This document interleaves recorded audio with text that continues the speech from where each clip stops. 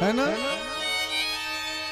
अरे मैं भला यहाँ की बात नहीं कर रहा हूँ, माताओं और बहनों और मेरे भाई, ऐसे बहुत लोग हैं संसार में।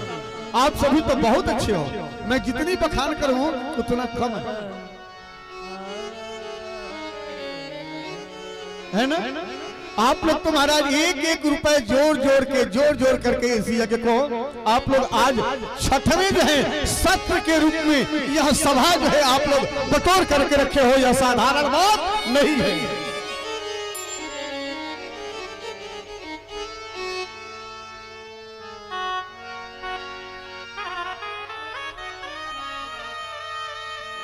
सुदामा जी आते हैं और सुशीला कहती है कि स्वामी मैंने सुना है कि आपके मित्र जो है वह चक्रवर्ती सम्राट द्वारकाधीश है, जरा जाइए ना उनके यहाँ से कुछ मांग करके लाइए, हम सभी की गरीबी दूर हो जाएगी, हमारे बच्चे जो है कभी वह भूखे नहीं सोएंगे,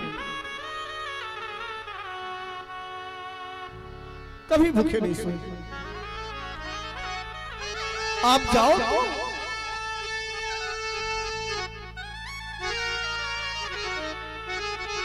सुदामा जी ने कहा कि देवी, अरे कहां वह चक्रवर्ती सम्राट और कहां मैं,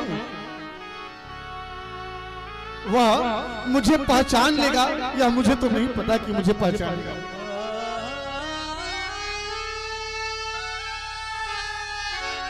और जब संत के यहाँ महात्मा के यहाँ अपने मित्र के यहाँ जाया जाता है तो खाली हाथ नहीं जाया जाता है। देवी तुम्हारे यहाँ क्या है कि मैं उसे देने के लिए लेकर के जाऊं, क्या है हमारे पास?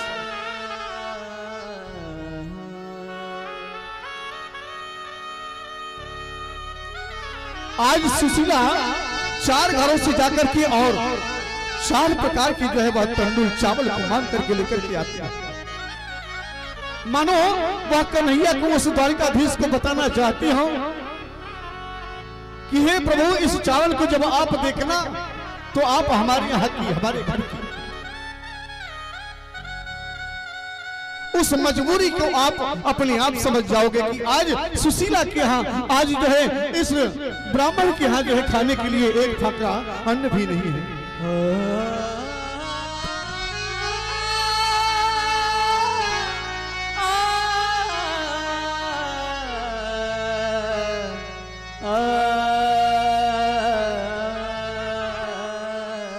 चार घरों से जाकर के मांग करके लाती है।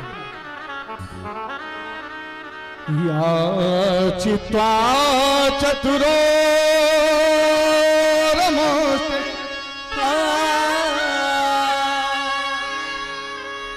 पृथको याचित्वा चतुरो रमोष्टि विप्राण पृथको तंडुला।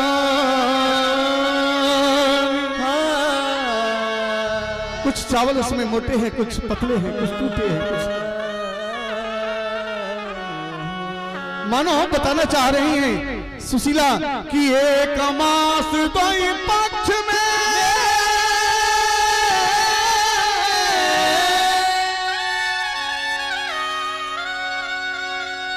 एक मास दो पक्ष में दो एकादशी हो,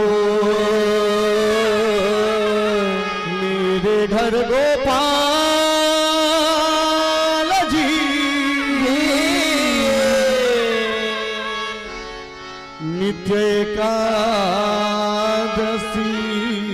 हो। भगवान मेरे बालक वह कभी कभी भूखे सो जाते हैं,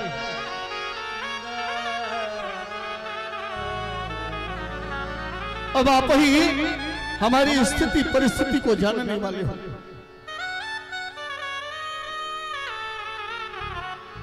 आज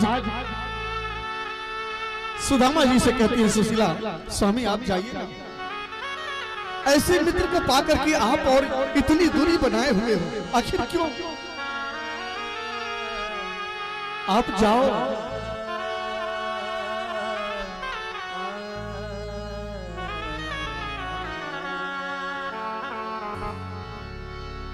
सुदामा जी कहते हैं बावली हो गई है क्या तुम? अरे जो मैं भिक्षा मांग करके लाता हूं वो क्या तेरे लिए और बालकों के लिए कम हो जाता है?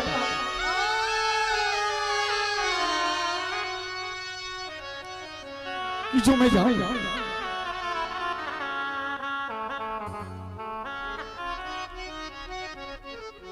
फिर भी बहुत संभालना है अपने आप को सुदामा जी ने। और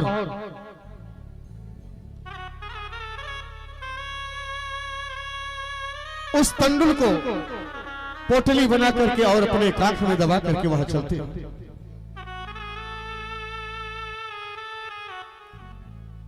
कहते हैं कि भगवान आपका निवास तो हर कण कण में है, कहां नहीं है आप? घनश्याम तुम्हें ढूंढने जाए कहां कहां, घनश्याम तुम्हें ढूंढने जाए कहां कहां, घनश्याम तुम्हें ढूंढने कहां कहां, घनश्याम तुम्हें ढूंढने जाए कहां कहां, घनश्याम तुम्हें ढूंढने जाए कहां कहां, अपने विरह की याद दिलाए कहां अपने विरह की याद।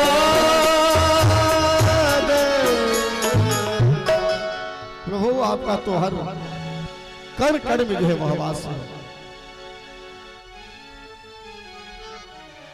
कण कण में वास है। जाना है द्वारिका और पहुंच जाते हैं काशी। भूख लगती है प्यास लगती है जिंदगी अब उदास लगती है, कैसे आऊं तेरे द्वारिका आस अब निराश लगती है। इंद्रियां जो है थक गई है। कुछ दूरी जाते हैं काशी के बाद नींद आ जाती है और भगवान की ऐसी वैष्णवी माया का प्रभाव कि अपने आप को द्वारिका के किनारे पाते हैं। सिपाहियों से पूछा और जाकर के गली गली में जो है वह भटकने लगते हैं कि मेरी कन्हैया का वह भवन किधर है, मेरे उस प्रभु का, मेरे बचपन के मित्र का जो है वह भवन किधर है? झांकी भी है क्या? चल कोई आज एक सिपाही जाता है और जाकर के अंतःपुर में खड़ा हो जाता है, प्रणाम करता है द्वारकाधीश को। द्वारकाधीश ने कहा कि क्यों, क्या बात है, इस समय आपको आगमन हुआ ऐसा? उस सिपाही ने कहा शीश पगाना जगातन पे प्रभु आही को, प्रभु जान को आही बसे के ही काम, धोती फटी सिलटी दुपटी और पायो उपासन की नहीं सामा,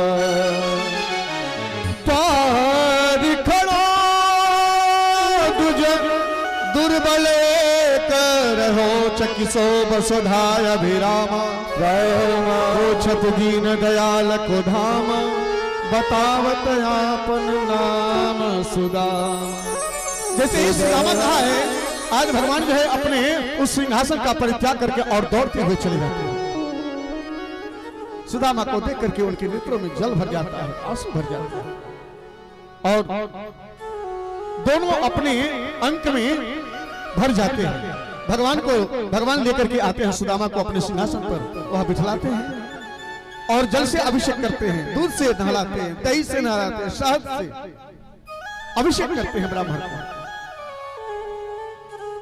और आज जो है रुक्मिणी से कहते हैं कि रुक्मिणी जानती हो, ये अगर ब्राह्मण नहीं होते ना तो मैं तेरा वरण नहीं कर पाता। विप्र प्रसाद धरणी धरो विप्र प्रसाद कमलावरो विप्र प्रसादात जिता जितो हम विप्र प्रसादात मम राम नाम। ये ब्राह्मणी तो वह मेरी मुख है और अग्नि में मैं स्वाहा को स्वीकार करता हूं। और ब्राह्मण जब खा करके सुंदर जो है पकवान खा करके और कहे कि वाह क्या बात है, तो समझ लेना कि मैं प्रसन्न हो गया। ब्राह्मणो समुखमासीत् बाहु राजन्न कृतः ऊरूर तदयद्वैस्यः पदभ्यामो सद्रो बजायत।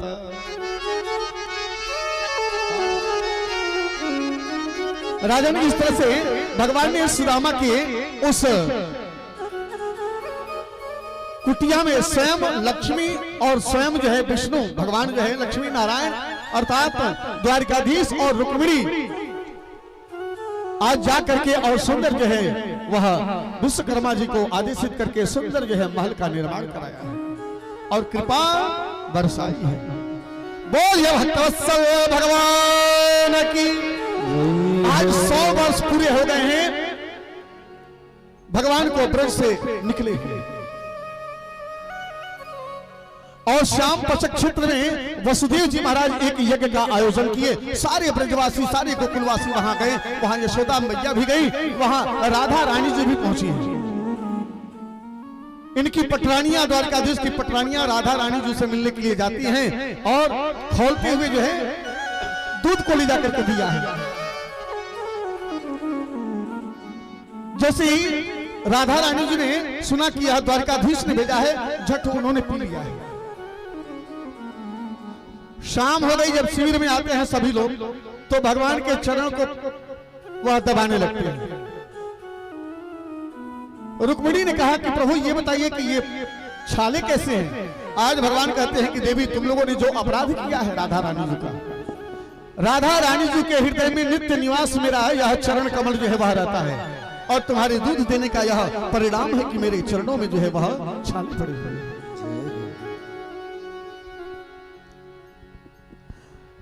आज भगवान स्वयं जो है उस यज्ञ में यशोदा से जाकर के मिलते हैं, भगवती अपने उस मां से मिलते हैं और यज्ञ समाप्ति के बाद सभी अपने अपने जो है वह गंतव्य को प्रस्थान करते हैं।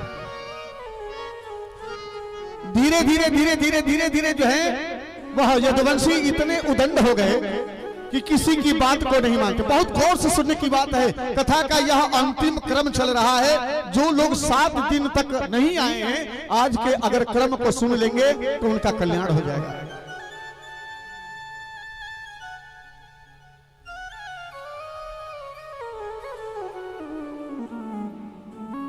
अपने पुत्रों को आज भगवान समझाते हैं कि देखो कभी संतों का ब्राह्मणों का और गौओं का अपमान नहीं करना, नहीं तो तुम्हारा अंत हो जाएगा।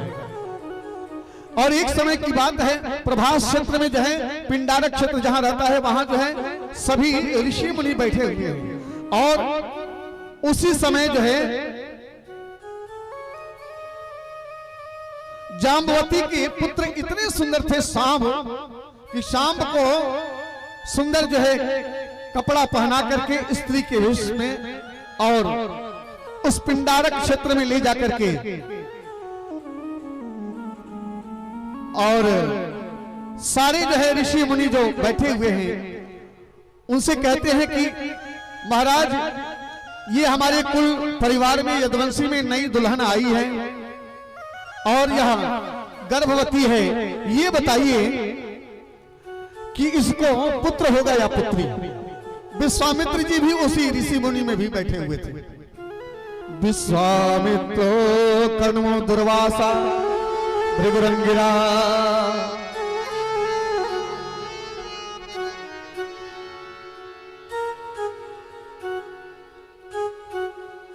कश्यपो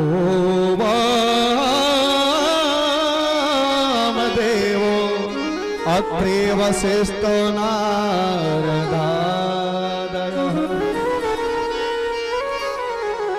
उसमें विश्वामित्र, असित, कर्म, दुर्वासा, भृगु, अंगिरा, कश्यप, वामदेव, अत्रि, वशिष्ठ और नारद थे। विश्वामित्र जी ने ध्यान लगाया, दुर्वासा ने ध्यान लगाया और देखा कि यह तो शांब है, मजाक हम सभी संत महात्माओं का उड़ाने के लिए चले आए हैं। उन्होंने शाप दे दिया कि जाओ, न तो इसके उधर से कोई पुत्र होगा या पुत्री तुम्हारे कुल परिवार को विनष्ट करने वाला मूसल होगा। क्या होगा? मूसल होगा। लौट करके आते हैं, लौट करके सभी भक्त करके आते हैं और अपने नाना वसुदेव को, अपने नाना जो है उग्रसेन को बताया। उग्रसेन से रहा नहीं गया, उस लौह पिंड को घिसवा करके और समुद्र में फेंकवा दिया। इतना थोड़ा सा कण बच गया, उसको भी फेंकवा दिया। और जब से सांप लगा है तब से वसुदेव जी महाराज जो है वह चिंतित है। आज अपने कक्ष में वसुदेव जी बैठे हुए हैं, तभी जो है देवर्षि नारद वहां पहुंच जाते हैं। देवर्षि नारद को देख करके और कहते हैं कि महाराज, हम सभी का जीवन जो है वह धन्य हो गया, जो इस परिस्थिति में आप यहां पर आए हैं। जिनके गृह पावन भये संत पधारे आज।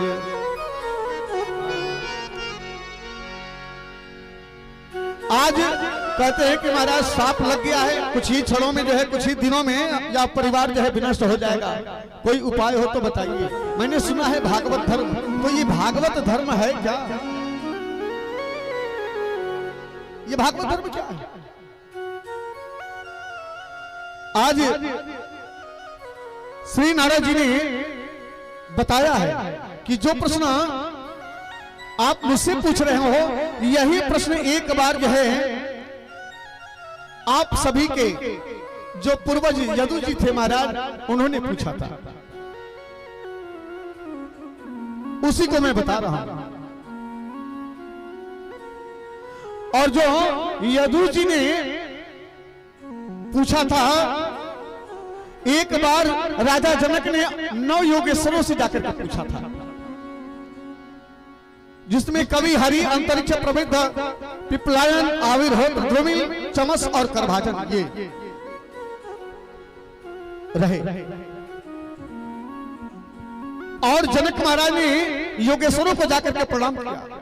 दुर्लभो मानुषो देहो देहिनाम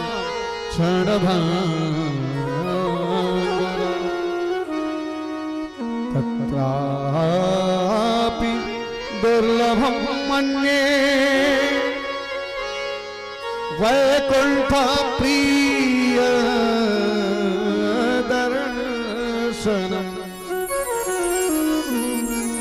ये मनुष्य शरीर जो है बहुत दुर्लभ शरीर है। क्या है? बहुत दुर्लभ शरीर है। कबहू करी करुणा नर देहि। जब परमात्मा बहुत विशेष कृपा करता है तो 84 लाख योनियों में सबसे उत्तम योनि जो है मनुष्य का बनाता है। यम वे भगवता प्रोक्ता उपायारात लभ्यते अंजः पुंसाम विदुषाम विधे भागवतानां हिता। सभी माताएं और मेरी बहनें बहुत गौर से सुनेंगी इस कथा को, जीवन को बदलने वाला है प्यारी।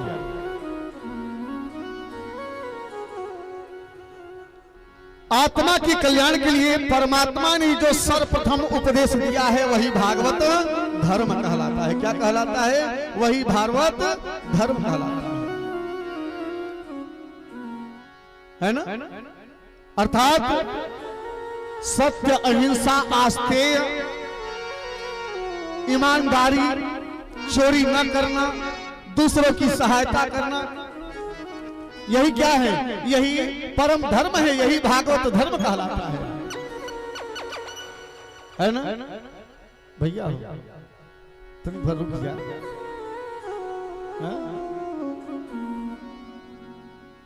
बोलिए भक्तवत्सल भगवान की।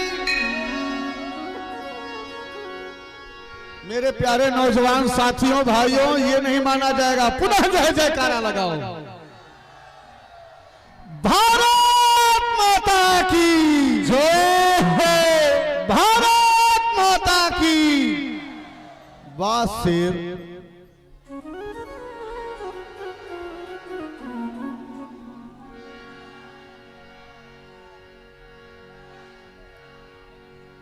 वाह जवान, जियो नाहर। बहुत सुंदर, बहुत अच्छी बात है, बहुत अच्छी बात है। सब कुछ तो ठीक बा, लेकिन वह जो बदमसिया करत है कुलना।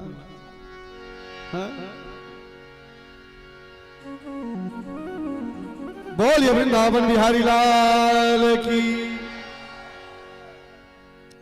वाह, अभी भाई बचपना तो है ही है, बच्चे ही हैं। आज उस भागवत धर्म को बताते हैं कि भागवत धर्म जो है वह आरंभ विश्वास से होता है। किससे होता है? विश्वास।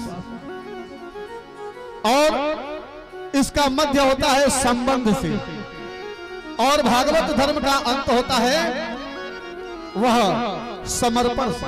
अर्थात उस ईश्वर के प्रति, उस परम ब्रह्म के प्रति विश्वास करो, संबंध बनाओ और अपने आप को समर्पित कर दो, है ना? कायन वाचा मन से इंद्रिय, हर तरह से जो है भगवान को अर्पित कर दो अपने आप को। बोलिए भक्तवत्सल भगवान की। इस तरह से 9 योगेश्वरों की बात को भी उन्होंने बताया है। और आज अंत में श्री सुखदेव जी महाराज राजा परीक्षित से कहते हैं कि राजन यह बताओ कि अभी भी तुम्हें मृत्यु का भय है? राजा परीक्षित ने कहा कि प्रभु गुरुदेव, ये शरीर तो न जाने कब का जो है वह मर चुका है, मेरी आत्मा तो अब उस कृष्ण के चरणों में वह लग गई है, मेरा मन जो है उस भगवान के चरणों में वह चली गई है। समझ जाते हैं श्री सुखदेव जी महाराज कि अब इसका अंत जो है वह अच्छा हो। सुंदर जो है पूजन की व्यवस्था करते हैं, उसी में जो पुष्प रहता है,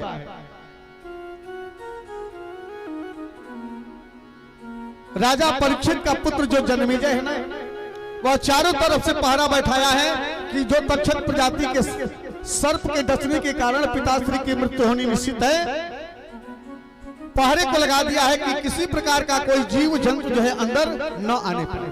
लेकिन पुष्प में, फूल में वह छोटा सा कीट बन करके और बैठा हुआ था। कश्यप ऋषि को उसने मात दे दिया कि मेरे ही द्वारा जो है विधि में ही यह लिखा गया है कि मेरे डसने के कारण ही इनकी मृत्यु होगी, आपका जाना व्यर्थ है। कश्यप ऋषि जो है लौट करके चले जाते हैं, बचाने आ रहे थे।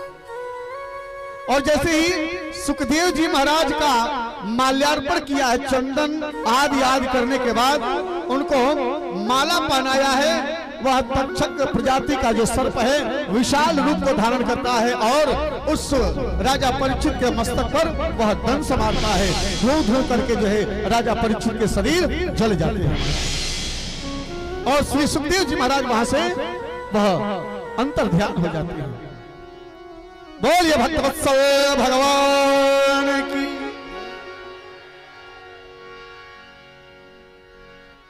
राजन, उस राजा परीक्षित को श्री सुखदेव जी महाराज ने 7 दिनों तक सुंदर जो है वह भगवान की दिव्य लालितमयी कथा को श्रवण कराया।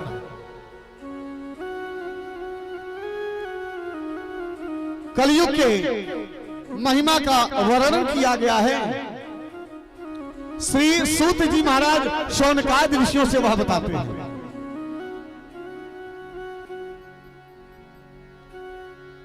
और अंत में बस आप लोग विषय अनुक्रमणिका को श्रवण करें।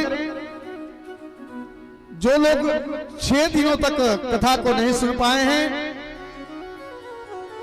वह विषय अनुक्रमणिका को सुनेंगे। एकादश स्कंद में सारी देवता जो है भगवान से अनुनय विनय करते हैं और भगवान जो है वैकुंठ को प्राप्त होते हैं।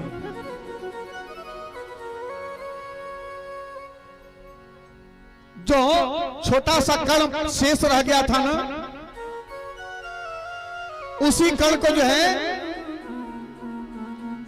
एक बहेलिया ने अपने तीर में लगाया था और भगवान के जाने से पहले सारे यदुवंशी जो है वह विनष्ट हो गए थे, क्योंकि उस प्रभास क्षेत्र में जो है जाकर के और सूर्य ग्रहण के बाद स्नान करने लगे तो जो अरण्य नामक घास निकला था उसी को आपस में चला करके मारने लगे थे। इसी कारण सारी यदुवंशी जो है वह विनष्ट हो गए। जब भगवान जान गए कि अब कोई रह नहीं गया है तो अपनी लीला का भगवान ने संवरण किया है और कलयुग के नाम प्रभाव को बताया गया है।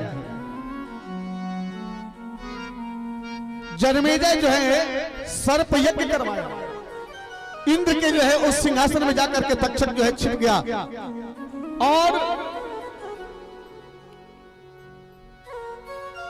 वह जब आहुति देने की बारी आई तो इंद्र की सिंहासन जो है वह डगमगाने लगा।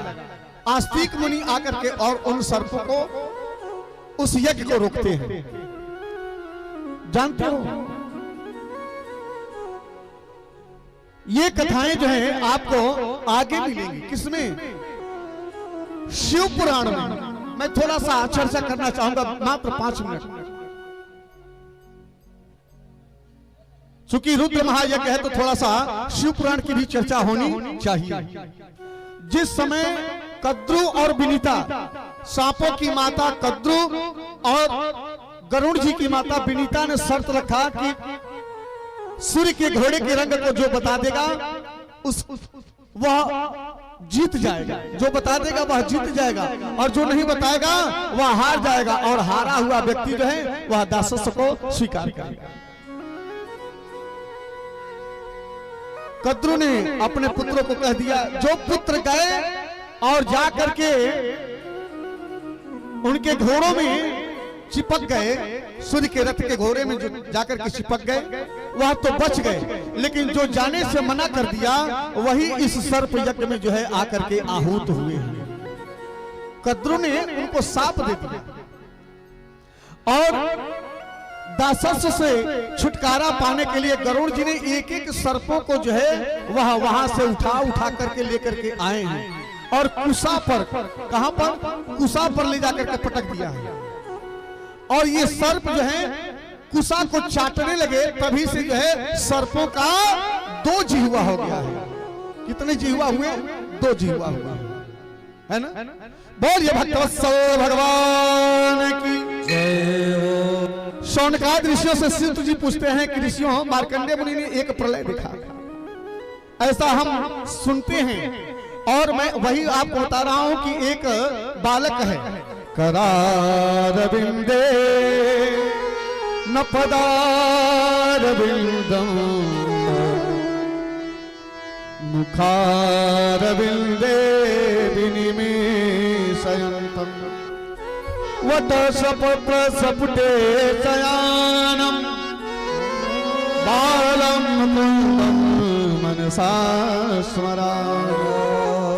मार्कंडेय जी ने एक स्वप्न देखा कि एक बालक है और जो वट वृक्ष के पत्ते पर लेटा हुआ है और अपनी वह अंगूठे को चूस रहा है, मुख में डाले हुए है। सारी सृष्टि जो है उसी के उदर में समाहित हो गई और मैं भी जो है उसके उदर में चला आया। तब तक जो है उसने सांस लिया तो मैं वह बाहर आ गया उसके उदर से। मार्कंडेय जी ने भगवान भोलेनाथ से, भगवान शिव से वह प्रार्थना किया कि हे भोलेनाथ, हे महादेव, आप तो सब कुछ जानने वाले हो, मुझे जो है यहाँ स्वप्न नहीं देखना है, मुझे प्रलय नहीं देखना है, मुझे तो आपकी भक्ति चाहिए, मुझे तो आपकी। और भगवान शिव ने आज उनको भक्ति प्रदान किया है। श्रीमद् भागवत, बहुत गौर से सुनिएगा आप सभी लोग, श्रीमद् भागवत महापुराण में 10 लक्षण बताए गए हैं। कितने लक्षण? 10।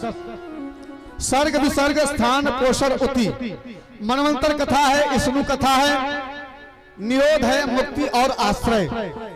प्रथम स्कंद में सुखदेव जी परीक्षित के जन्म का प्रसंग बताया गया है। गौर से सुनने की बात है, अंतिम चरण यह चल रहा है कथा का। कुंती स्तुति, भीष्म स्तुति, राजा परीक्षित की सभा में सुखदेव जी के आगमन का वर्णन किया गया है। द्वितीय स्कंद में सद्यो मुक्ति, क्रम मुक्ति का वर्णन और ब्रह्मा की उत्पत्ति और चतुश्लोकी भागवत का वर्णन किया गया है। तृतीय स्कंद में विदुर मैत्रेय संवाद, कपिल देवहूति संवाद और हिरण्याक्ष वध का वह प्रसंग बताया गया है। चतुर्थ स्कंद में सती चरित्र, ध्रुव चरित्र, ध्रुव जी के वंश परंपरा का निरूपण किया गया है। पंचम स्कंद में प्रिय व्रत, अग्निध चरित्र और नाभि चरित्र, जड़ भरत की कथा को बताई गई है। रहुगण संवाद, खगोल और भूगोल का वह वर्णन किया गया है। और इतना ही नहीं, 28 प्रकार की नरकों की यातनाओं को भी बताया गया है। छठे स्कंद में अजामिलोपाख्यान, गुरु की हत्या और मरुद गणों की उत्पत्ति की कथा को बताई गई है।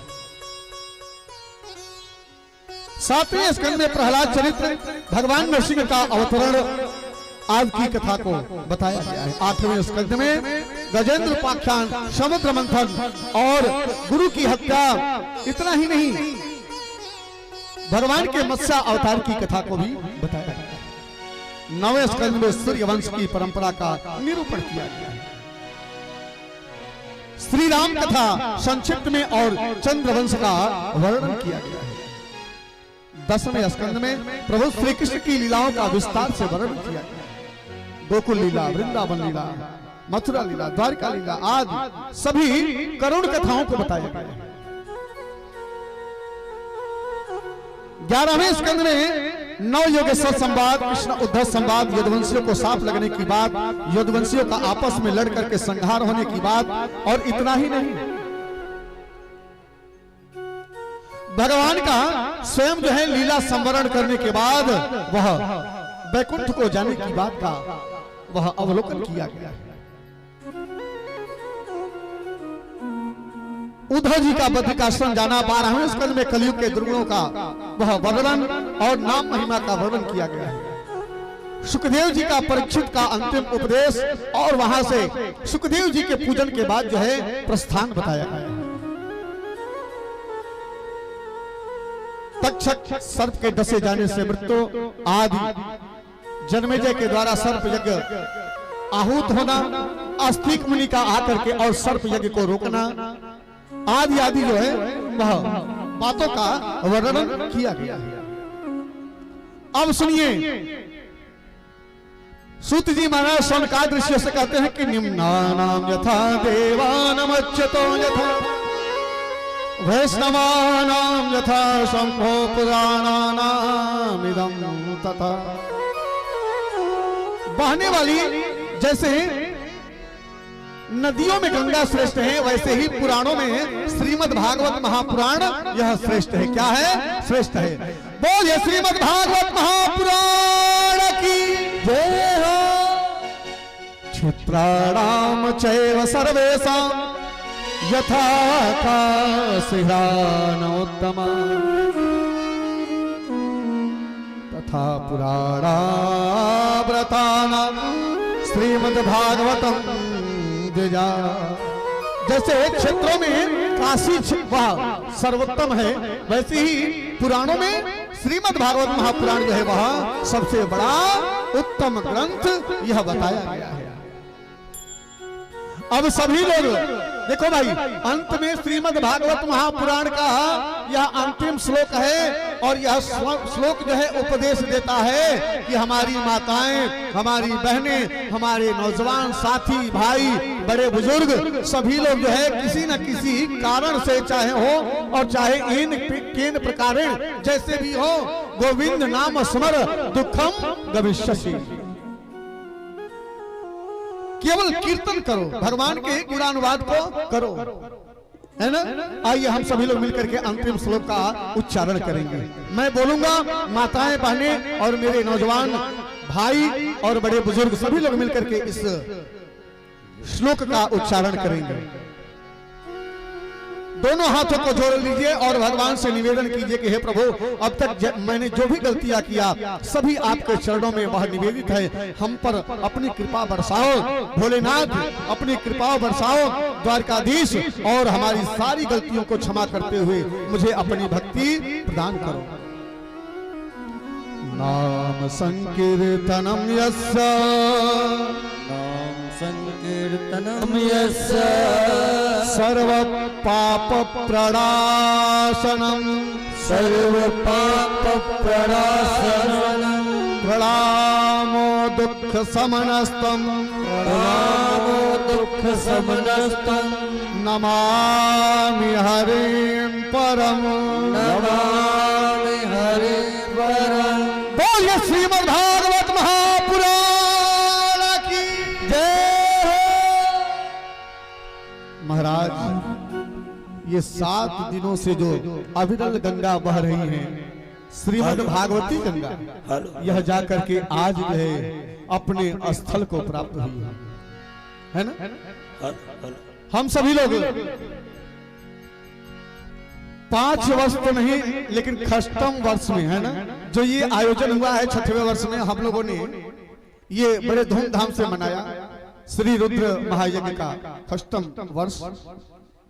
हमारे साथ मैं थोड़ा सा 5 मिनट का समय और लूंगा। हारमोनियम पर सुदूर क्षेत्र से प्रीतेश तिवारी जी और रंजीत जी, और बगल में संदीप, रंजीत, संदीप और सूरज। वाह भाई, आप लोगों ने जो संगत किया है, मैं यही आशीर्वाद दूंगा कि भगवान की भक्ति आप सभी को मिले, यही कामना है। और इस कमेटी के जितने भी सदस्य हैं, जितने भी वॉलंटियर हैं, सभी साधुवाद के पात्र हैं, जो दिव्य यह संयोग बनाया है। और तो और अगर हमारे पास संदेश नहीं जाता तो मैं कैसे आता? मैं नहीं आता, कोई और आता है ना। लेकिन प्यारे, जो आता हो सकता है कि वो कथा सुनाता कि चुटकुला सुनाता, वह भगवान ही मालिक है। लेकिन मेरा जीवन तो आप सभी को पा करके वह धन्य हो गया कि जो मैंने भागवती वार्ता जो है आपके बीच में मैंने सुनाया।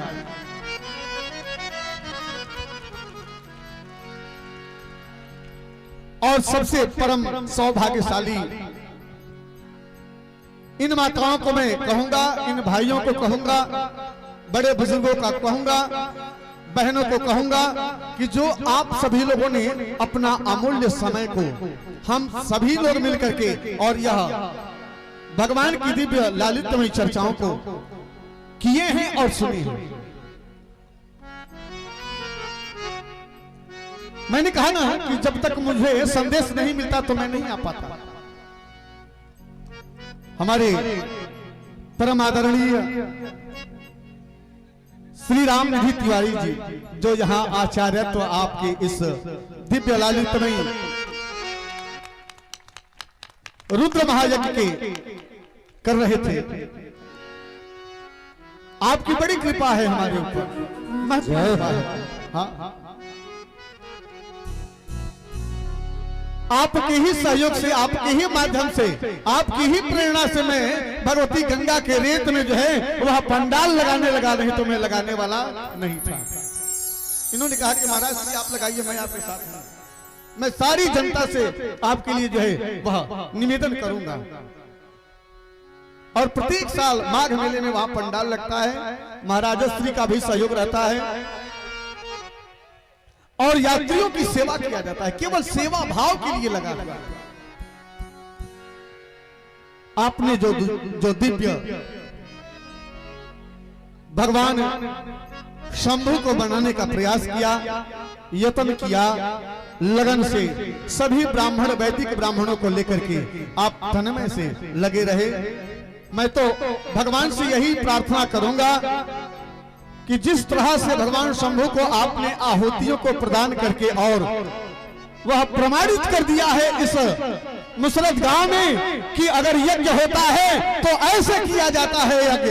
एक एक आहुतियों को जो है इन्होंने दिलवा करके और 51,000 आहुति जो है यहाँ पर दिलवाया है। आपके लिए जो है जोरदार ताली होनी चाहिए।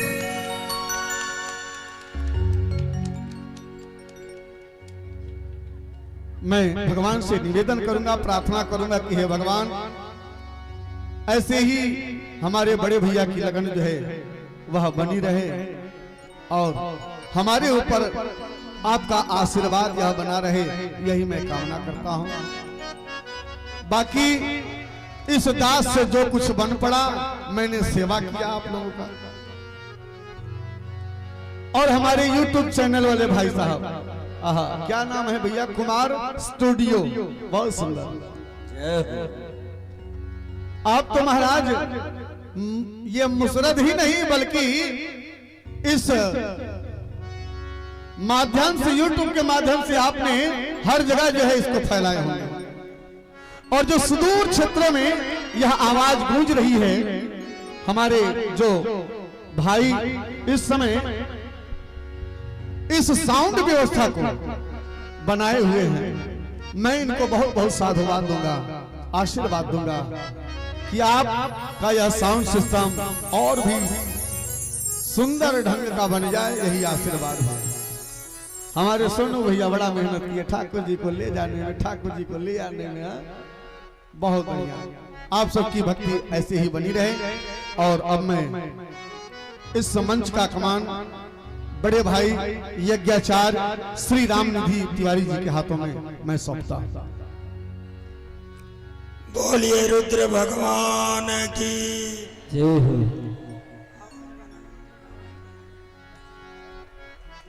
अमृतेश्वरनाथ भगवान की जय हो। प्रातः स्मरणीय बाबा अमृतेश्वरनाथ मंच पर व्यासपीठ पर विराजमान तीर्थराज प्रयाग से चलकर पधारे संत हृदय पंडित देवाचार्य जी महाराज हारमोनियम और तबला ऑर्गन पैड पर संगत कर रहे हमारे छोटे भाई, हम सभी लोगों के मार्गदर्शक आदरणीय भागीरथी चौधरी जी, शंभुनाथ जी, इस कार्यक्रम के सूत्रधार राम सागर चौधरी जी, अमित कुमार चौधरी जो प्रधान हैं, रिंकू बाबू, और इस कार्यक्रम में मुझे लाने का प्रयास करने वाले इस विद्यालय के प्रधानाचार्य आदरणीय गणपत भारती जी। मैं इस विद्यालय के समस्त आचार्यों को अंग वस्त्र देकर सम्मानित करना चाहता हूं। जितने भी आचार्य यहाँ कार्यरत हैं उनको उनके प्रधानाचार्य जी लेकर के आएंगे और उनको अंग वस्त्र देकर मैं सम्मानित करूंगा।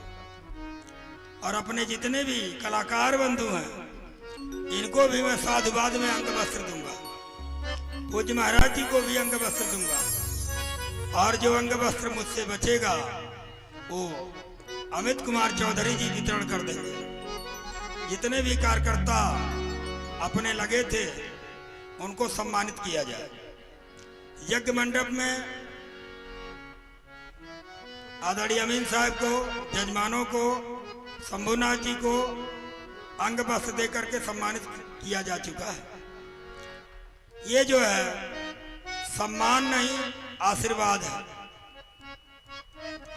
गंगा जमुना सरस्वती की भांति अपनी अविरल कथा में रसपान करने वाली माताएं बहनें, भारत के नौजवान साथियों, श्रीमद् भागवत कथा आप लोगों ने श्रवण किया है। ये श्रीमद् भागवत कथा जो है संसार रूपी माया से उद्धार करने वाली कथा है। श्रीमद् भागवत कथा में आप लोगों ने सुना है कि गौकरण जी सारा तीर्थ करके चले आए, मगर धुंधकारी का उद्धार नहीं हुआ। धुंधकारी ने स्वप्न दिखाया कि बड़े भैया आप भागवत का जब पाठ करेंगे तभी हमारा उद्धार होगा। हमारे सनातन धर्म में बिना भागवत सुने किसी का उद्धार नहीं है, इसलिए भागवत का श्रवण करना चाहिए। आप लोगों के सहयोग से मुझे चारों धाम में भागवत कराने का अवसर मिला। मैं चारों धाम में जा करके भागवत कराया। तीर्थराज प्रयाग में अपना कार्यक्रम हर वर्ष चलता रहता है और भगवत कृपा ऐसी है कि 86 यज्ञ में करा चुका हूं, 87 यज्ञ आपके बीच में कराया।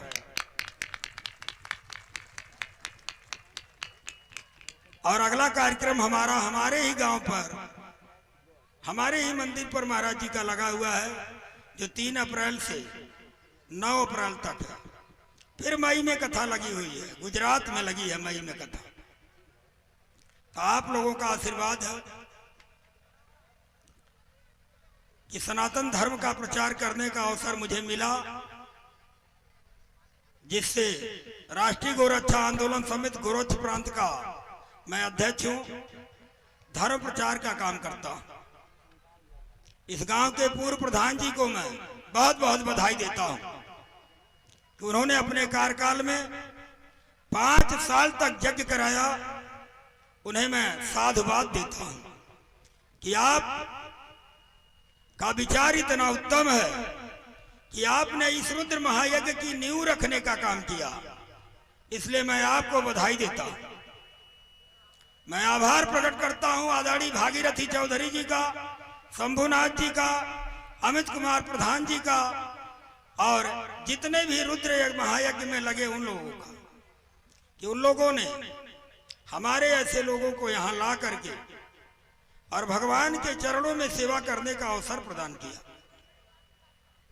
मैं आभार प्रकट करता हूं सरस्वती शिशु मंदिर के प्रधानाचार्य जी का और समस्त आचार्य बंधुओं का, कि इन्होंने विगत कई वर्षों से इन लोगों की चर्चा चल रही थी कि आचार्य जी आप चलिए, लेकिन मेरे पास समय नहीं मिलता था। आप लोगों के आशीर्वाद से मैं व्याकरण, साहित्य और ज्योतिष 3 विषय का विषयाचार्य हूं। संस्कृत महाविद्यालय बखिरा में मैं कार्यरत हूं। सरस्वती शिशु मंदिरों में भी सेवा करता हूं।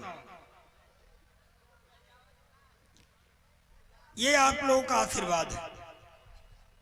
जनता की आशीर्वाद जब लगती है तो आदमी आगे बढ़ने का प्रयास करता है। लेकिन प्यारे बंधुओं, माताओं, बहनों, आशीर्वाद देने से पहले परीक्षा लेनी चाहिए, वह व्यक्ति इस लायक है या नहीं है। पहले दिन मैंने बता दिया था, भागवत में लिखा हुआ अशुद्ध वाक्य प्रदानेन यजमान नष्ट। ध्यान दीजिएगा। कई लोग जब हम चलते हैं तो कहते हैं जौन पंडित करिए वो भोगिया। ऐसा बात कहते हैं ना लोग। उनसे कहा जाए क्या हो रहा का, जौन करिए तो भोगिया ना, बिल्कुल गलत है। भागवत का श्लोक है अशुद्ध वाक्य प्रदानेन यजमान नष्ट। अगर उन्होंने अशुद्ध किया तो यजमान का नष्ट होगा, उनका नहीं अरिष्ट होगा, क्योंकि यजमान ने उनका चयन किया है। ये बताइए, आप लोग सांसद और विधायक बनाए हैं ना? कौन बनाया? हम तो अकेले नहीं बनाए, सारे लोग मिलकर बनाए हैं। तो ऐसा विधायक, ऐसा सांसद आप चयन करेंगे कि जो आपके काम में नहीं आएगा, तो उसका सजा किसको भोगना का पड़ेगा? अमीन साहब, हमको न। हम लोग कितने तन्मयता से वोट डालने जाते हैं, लेकिन हमारी आवश्यकता पड़ती है तो वो कितना तेज हैं। एक बच्चे का शिशु मंदिर में परीक्षा होता है, 5 परीक्षाएं होती हैं। प्रथम मासिक, द्वितीय मासिक, तृतीय मासिक, अर्धवार्षिक, वार्षिक। 5 परीक्षा जब वो उत्तीर्ण कर लेता है तो दूसरे कक्षा में जाता है। हम लोग किसी नेता का चयन करते हैं, परीक्षा लेते हैं क्या? उनका अतीत देखते हैं क्या? नहीं, प्रलोभन पर चले जाते हैं। इसीलिए देश परेशान है, समाज परेशान है। अकेले योगी जी, मोदी जी कुछ नहीं कर पाएंगे। हम सुधरेंगे, जग सुधरेगा। हम बिगड़ेंगे, जग बिगड़ेगा।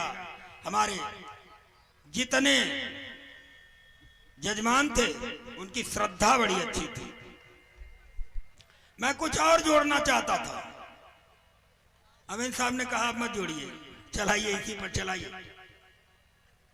उसको जोड़ने का अवसर हमें नहीं मिल पाया, लेकिन उससे आप वंचित नहीं रहे। हमारी एक भी आहुति कम नहीं होने पाई, एक भी वेद मंत्र छूटने नहीं पाएगा। ये भगवान की कृपा है। भगवान में जब आपका मन लगेगा, भगवान को समर्पित करके जब आप काम करेंगे, तो निश्चित ही आपको सफलता मिलेगी। मैं एक बार निवेदन करूंगा माताओं बहनों से, नौजवान साथियों से,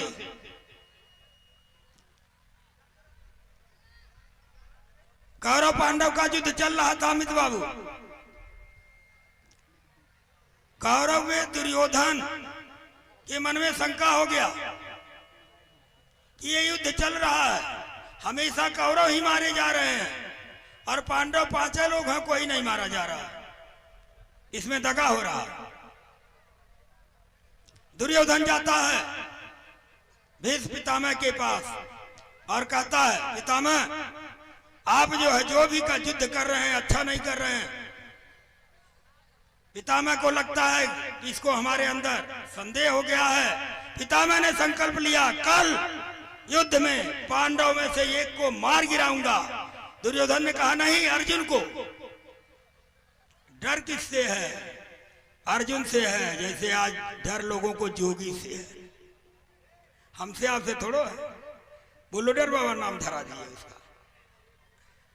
तो उन्होंने अर्जुन को संकेत कर दिया। उन्होंने कहा ठीक है। अब इधर भगवान श्री कृष्ण को जब ये पता चला कि भीष्म पितामह ने संकल्प कर लिया है कि अर्जुन को समाप्त कर दूंगा, इनको नींद नहीं आई। जैसे अमीन साहब को नींद नहीं आई, जब तक यज्ञ नहीं पूरा हुआ चलते रहे, चलते रहे। और सबके दरवाजे पर गए, कोई दिया तब भी, नहीं दिया तब भी। कहा दान नहीं देगा तो कटोरा थोड़ो तोड़ेगा। लक्ष्य बनाकर चले। जय हो। भगवान श्री कृष्ण ने सोचा कि कल क्या होगा। भगवान श्री कृष्ण पांडव के कक्ष में जाते हैं और द्रौपदी को जगाते हैं। द्रौपदी से कहते हैं जल्दी से चलो। कहा कहाँ चलना? कहा जल्दी चलो। भगवान ऐसे हैं, द्रौपदी को लेकर जाते हैं। उसके जूती की आवाज आती है, उसके जूती को अपने पीताम्बर में रख करके चलना प्रारंभ कर देते हैं। बस 2 मिनट है। और कहा कौन लाया तुमको? द्रौपदी ने कहा मेरी दासी ने लाया। कहा तुम्हारी दासी कहाँ है? भगवान पीताम्बर ओढ़ लेते हैं। और उसी समय दुर्योधन की पत्नी का नाम कोई बता सकता है? हे आचार्य जी लोग बताइए तो। प्रधानाचार्य जी, आपके आचार्यों से मैं पूछूंगा, दुर्योधन के पत्नी का नाम। अमीन साहब, आपका विद्यालय है, आपके गांव का नाम जा रहा है। भानुमति था। भानुमति जब पहुंचती है, इसके पहले आशीर्वाद दे दिए। द्रौपदी ने पूछा प्रभु आपका वचन सत्य होगा या शपथ जो आपने लिया है? उन्होंने कहा जो मैंने कह दिया सो कह दिया। प्यारे बंधुओं, मेरे कहने का मतलब यह है कि प्रणाम करना एक संस्कार है, एक संस्कृति है। प्रणाम में बहुत बड़ा बल है और आशीर्वाद टल नहीं सकता है, प्रतिज्ञा टल सकती है। उन्होंने अपनी प्रतिज्ञा टाल दिया और अपने मरने का रास्ता बता दिया। तो हम चाहेंगे आप लोगों से एक गुरदक्षिणा लेना चाहता हूं। मैं यज्ञाचार हूं। अभी 12 बजे के बाद मेरा यज्ञाचार पद हट जाएगा यहाँ से। यज्ञ समाप्त के बाद ब्राह्मण को और वक्ता को उस स्थान पर नहीं रुकना चाहिए। यज्ञ समाप्त हो गया, देवताओं का विसर्जन हो गया, तो इन ब्राह्मण का भी विसर्जन होता है। इसलिए महाराज जी भी तैयार हो जाएंगे और मैं भी तैयार हूं। रात ही रात में निकल चलना है, यहाँ रुकना नहीं। आप अपने से बड़ों का सम्मान करें और अमित बाबू आवे और जिनको बुलाना है मंच पर बुला लें। इनका हम देंगे, अमित बाबू आवे। अब आपको जिनको भी सम्मानित करना है, मैं केवल शिशु मंदिर के आचार्य प्रधानाचार्य को और इनको करके सब आपको समर्पित करता हूँ। जय श्री राम, जय श्री राधे। मैं सबसे पहले चाहूँगा अपने प्रशासनिक बंधुओं को सम्मानित करना चाहता हूँ, क्योंकि जब से हमारे कार्यक्रम की शुरुआत हुई, कलश यात्रा से लेकर आज पूर्ण आहुति तक, कथा विश्राम तक, हमारे प्रशासनिक बंधुओं ने जिस तन्मयता से सबकी सुरक्षा में, हम सबकी सुरक्षा के लिए दिन रात लगे रहे, उन लोगों को मैं सम्मानित करना चाहता हूं और मंच पर उनको आमंत्रित करना चाहता हूं। मैं अपने साथी प्रधान पप्पू चौधरी जी से आग्रह करता हूं कि हमारे प्रशासनिक बंधुओं को मंच तक लेकर आएं।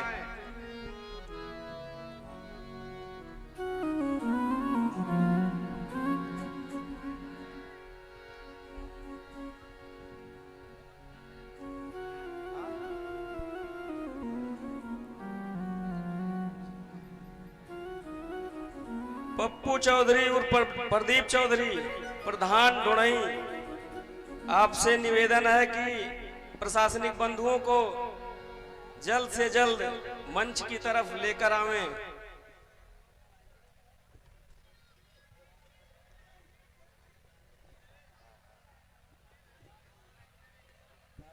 और हमारे आचार्य जी अपने सभी आचार्य बंधुओं को अंग वस्त्र भेंट देकर सम्मानित कर रहे हैं। बहुत बहुत धन्यवाद आचार्य जी को।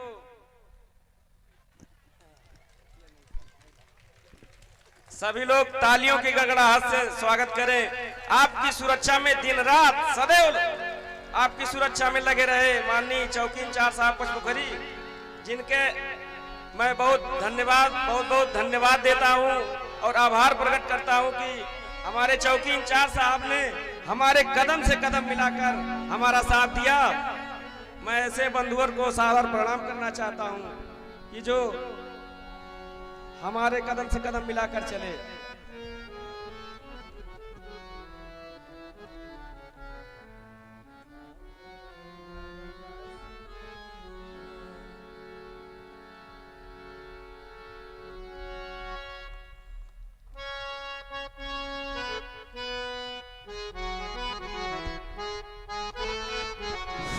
अब हम चाहते हैं कि इस ग्राम सभा के प्रधान अमित चौधरी एकदम युवा और चौकी इंचार्ज श्री विनोद यादव जी को माला पहना के स्वागत और नुसरत मंदिर का स्मृति चिन्ह देकर उनको सम्मानित करेंगे। अमित प्रधान, युवा प्रधान, उसके बाद डोड़ई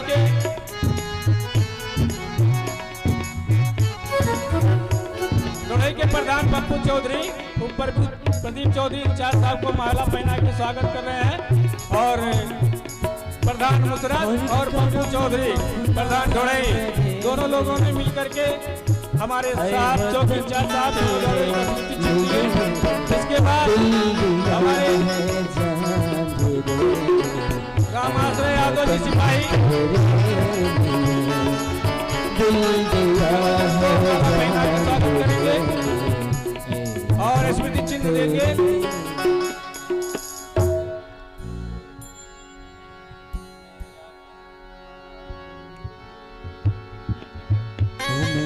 अमित पटेल जी को हरशंकर चौधरी जी माला पहनाएंगे और स्मृति चिन्ह प्रदान करेंगे। हरशंकर चौधरी जी, हरशंकर चौधरी जी,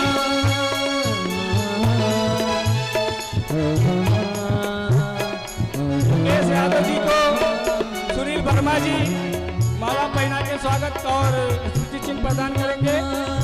हरशंकर चौधरी जी और माला दिल दिया है जान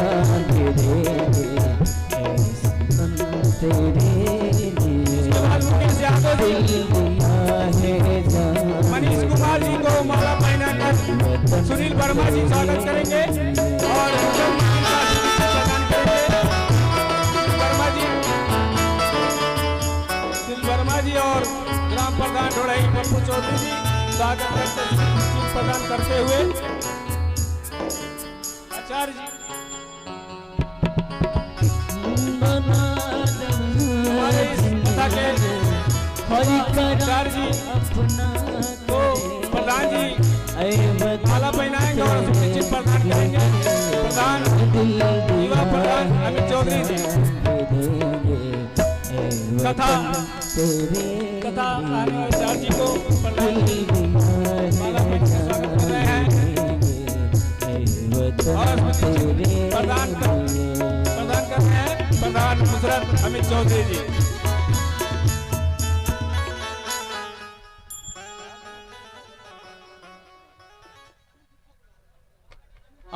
अमीन चौधरी जी आए और माला पहनाकर और स्मृति चिन्ह प्रदान करें। अमीन चौधरी जी दिनेश कन्नौजिया वो भी आए। दिनेश कन्नौजिया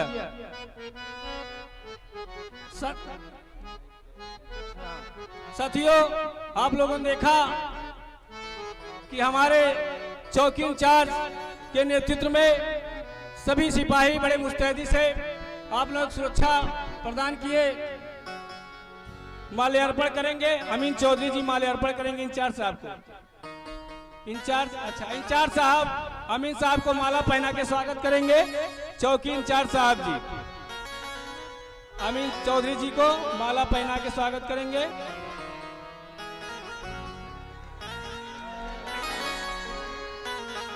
और इसी क्रम में हम चाहते हैं युवा प्रधान अमित चौधरी जी हमारे जो वादक हैं उनको माला पहना के स्वागत करेंगे। अमित प्रधान मुशर्रफ जो वादक हैं उनको सभी वादकों को माला पहना के स्वागत करेंगे।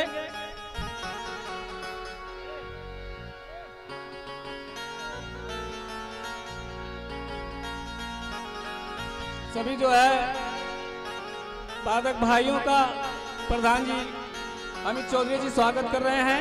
इनको बहुत बहुत बधाई। और हम अपनी माताओं बहनों नौजवान साथियों आप लोगों ने अमूल्य समय दिया, बड़े शांति से कथा को सुने। आप लोगों को बहुत बहुत धन्यवाद और बहुत बहुत बड़ाई करता हूं। आप लोगों का हार्दिक स्वागत अभिनंदन वंदन करता हूं। इसके बाद मैं माइक अपने चौकी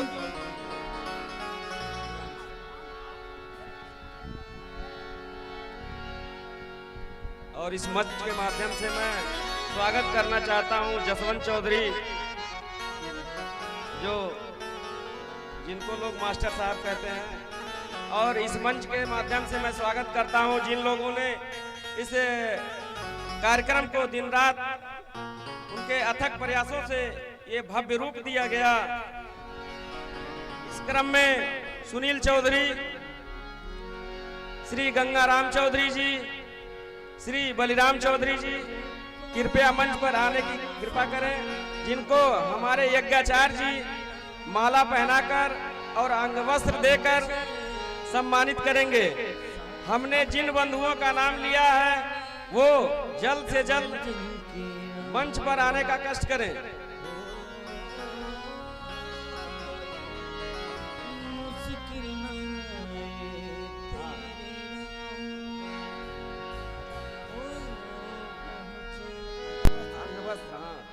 और माला भी आचार्य जी अंग वस्त्र भेंट कर रहे हैं। मैं अपने साथी प्रधान प्रदीप भैया से अनुरोध करूंगा वो सभी साथियों को माला पहनाकर स्वागत करें, जिन लोगों ने इस कार्यक्रम को इतना भव्य रूप दिया, जिनकी बदौलत ये कार्यक्रम आज यहाँ खड़ा है।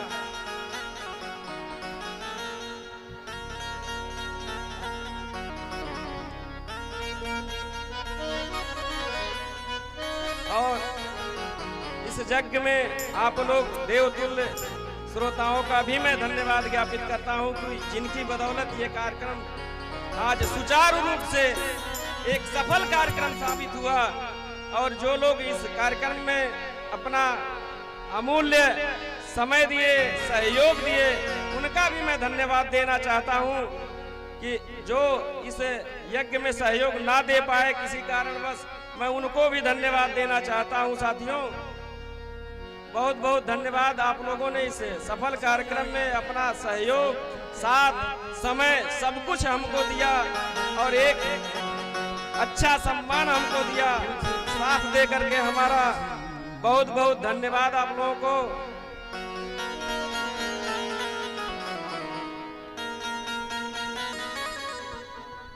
और माइक पर मैं अपने इंचार्ज साहब को आमंत्रित करना चाहता हूं, जो दिन रात हम लोगों को सुरक्षा प्रदान करने में मेहनत करते रहे।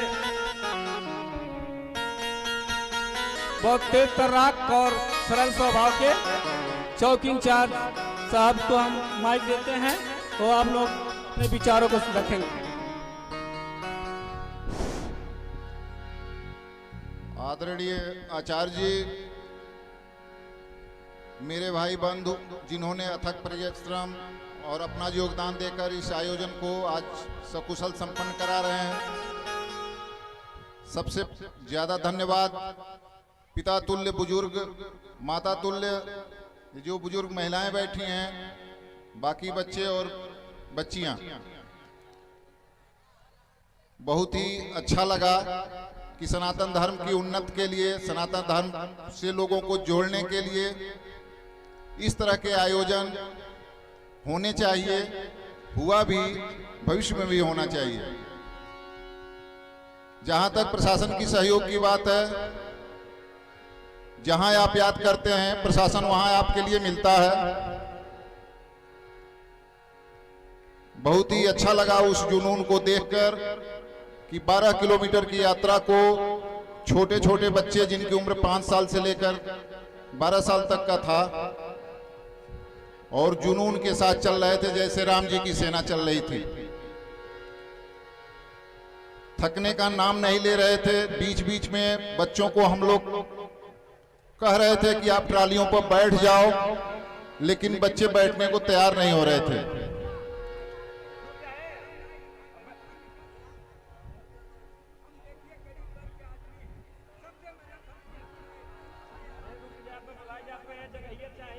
आइए चाचा, आइए मंच पर आइए, आइए आप आइए। अरे भगत जी, आप नाराज मत होइए, मंच पे जगह नहीं था, अभी दूसरी कड़ी में आप भी आ रहे हैं। काहे नाराज हो रहे हैं आप?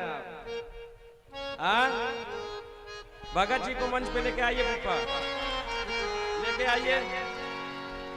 नाराज आप नहीं, झूठे हो रहे हैं। मंच पे जगह ना रहने के नाते मैं नहीं रोक के रखा, अभी 2-4 लोग रुके हुए हैं, आप ही नहीं।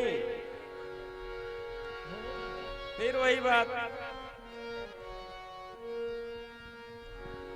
पुप्पा इनको लेकर के आइए, तो इनको लेकर के आइए मंच पे। हम और इंचार्ज साहब दोनों इनको सम्मानित करेंगे। इनको अपमानित महसूस हो रहा है।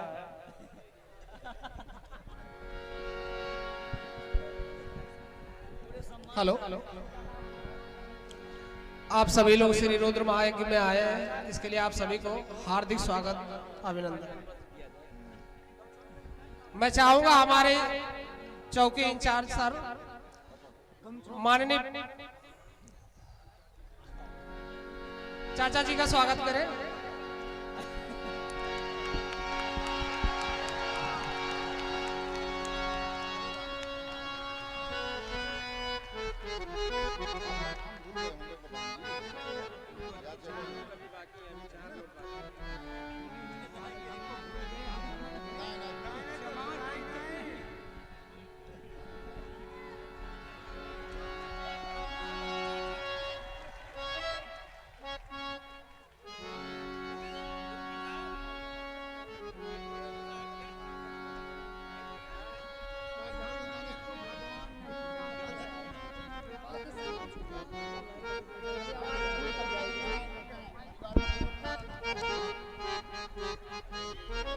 आप बाबा जी यहाँ पे आए, आपको इसके लिए बहुत बहुत धन्यवाद। आप सभी श्रोतागणों को श्री रुद्र महायज्ञ में आने के लिए महाराज जी भी आपका स्वागत करना चाहते हैं। वो कोई पलटू मुश्किल तेरी राहों में वो पहुँचे साथ खैरियत से अपनी मंजिल की राहों में।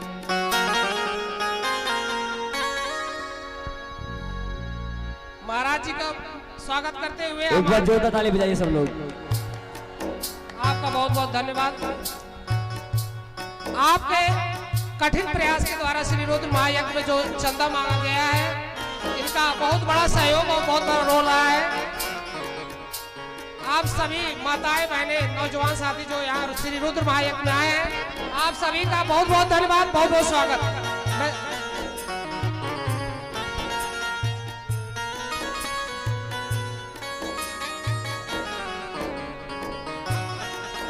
उमेश चंद पटेल जी से भी आग्रह करना चाहता हूँ, वो भी आवे मंच पर और उनका भी स्वागत किया जाए। और अगर यहाँ पंडाल में रामकृष्ण निषाद जी हो तो वो भी आ जाए, क्योंकि उन्होंने भी हमारे कदम से कदम मिलाकर चला है। उनका स्वास्थ्य गड़बड़ होने के नाते से वो 2-4 दिन हम लोगों के साथ नहीं चल पाए। मैं उनका भी आभार प्रकट करता हूँ, वो भी मंच पे आवे।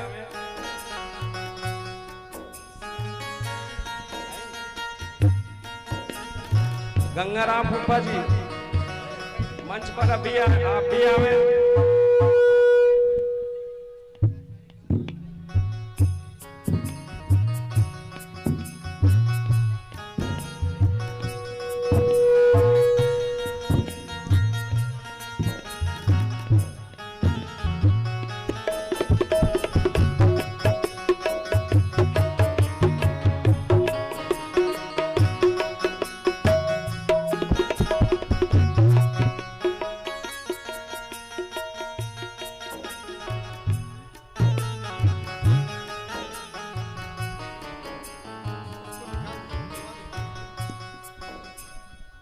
मैं चाहूंगा श्री शिवदास चौधरी जी भी आवे और उनका भी आचार्य जी के द्वारा माल्यार्पण किया जाए, क्योंकि और श्री रामदास चौधरी को मैं आमंत्रित करना चाहूंगा कि उनको भी आचार्य जी माल्यार्पण कर स्वागत करें। माननीय यज्ञाचार्य जी।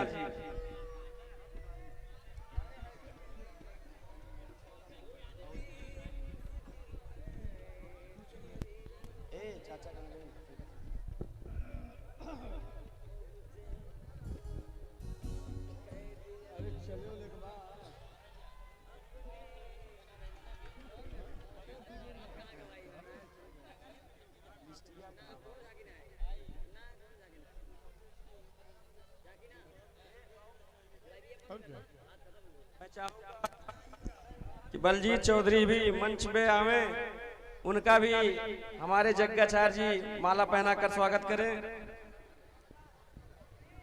श्री बलजीत चौधरी जी।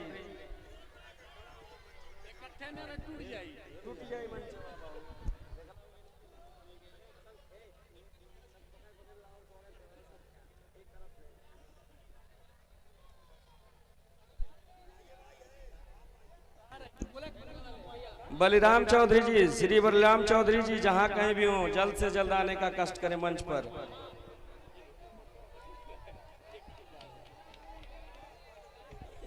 श्री बलिराम चौधरी जी।